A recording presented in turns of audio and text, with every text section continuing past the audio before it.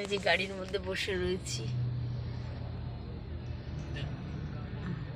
এই জায়গাটার নাম হচ্ছে দ্বারভাঙা।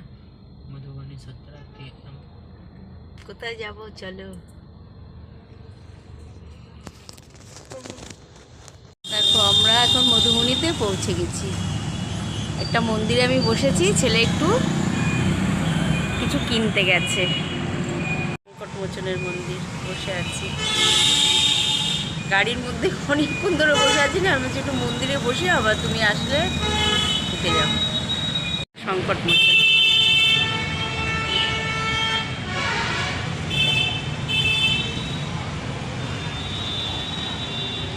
ওই যে আমাদের গাড়িটা দাঁড়িয়ে আছে।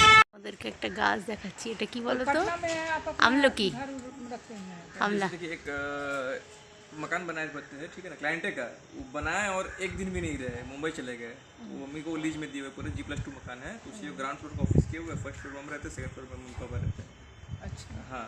মধুবনীতে এসেছিলাম, সব দেখলাম টেকলাম।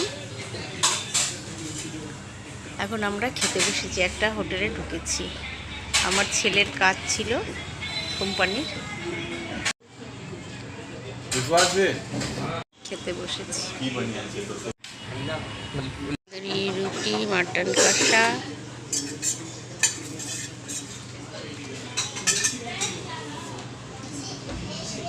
खाना हो गया, हम चलता है। এখন ফিরছি, চা খাবো বলে দাঁড়িয়েছি, ছেলে আনতে গেছে। 200 रुपये प्रीतमा के दे। এদিকের মানুষগুলো না ভীষণ ভালো, সরল সহজ, খুব ভালো।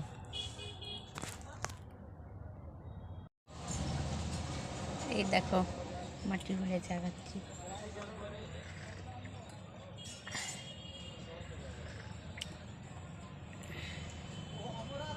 মাটির ভাড়ে দোকানের চা দারুণ।